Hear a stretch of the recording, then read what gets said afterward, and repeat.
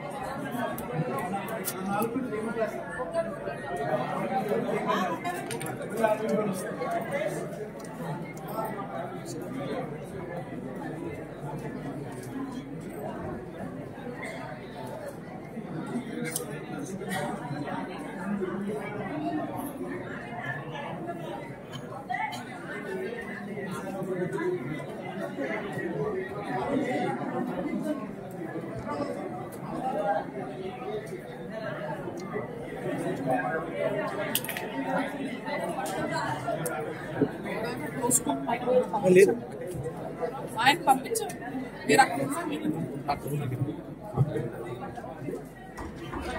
Door దగ్గర ఉంది కొద్ది వాళ్ళని పంపేమని పంపించమని చెప్పేసి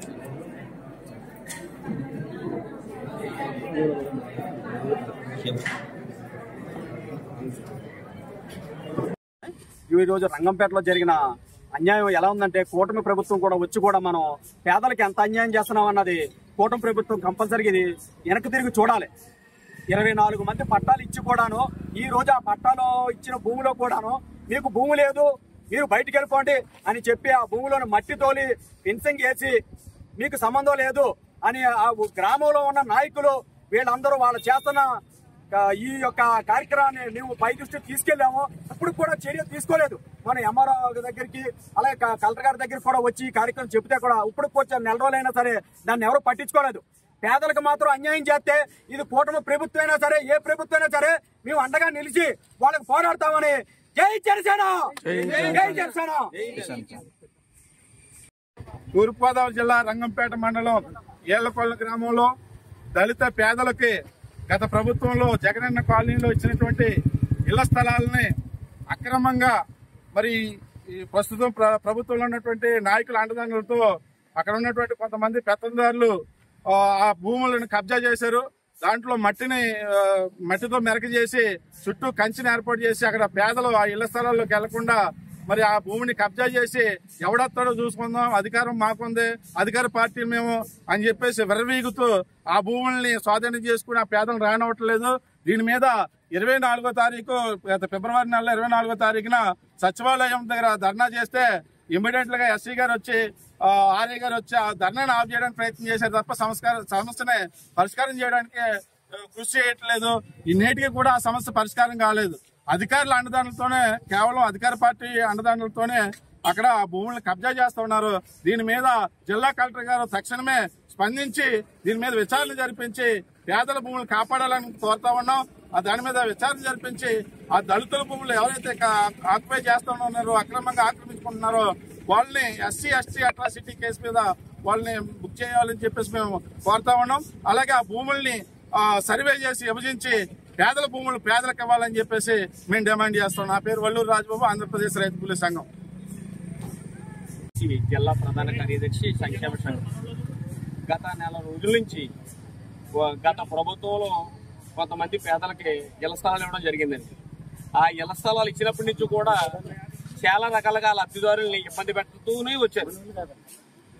ఎన్ని విధాలుగా మేము ట్రై చేసినప్పటికీ కూడా ఈ యొక్క అక్రమదారులు ఎవరైతే ఉన్నారో వాళ్ళ యొక్క రాజకీయ లబ్ధి తీసుకుని ఆ యొక్క లబ్ధిదారులకు ఇచ్చిన ఇంటి పట్టాలు ఇచ్చినటువంటి స్థలాల్లో అక్రమార్కులు ఆక్రమించుకుని మట్టి తోలేసి పెంచింగ్ చేసినప్పటికీ ఈ యొక్క సమస్యని సంబంధిత అధికారులు కలెక్టర్ గారికి, ఎంఆర్ఓ గారికి, మండల సర్వే ఆర్ఐ గారికి, సంబంధిత అధికారులకి ఎన్నిసార్లు ఫిర్యాదు చేసినప్పటికీ కూడా అక్రమార్కులకి కొమ్ము కాస్తూ ఈ పట్టాలు ఇచ్చినటువంటి లబ్ధిదారులను అన్యాయం చేసి చాలా ఇబ్బందులు పడుతున్నారు.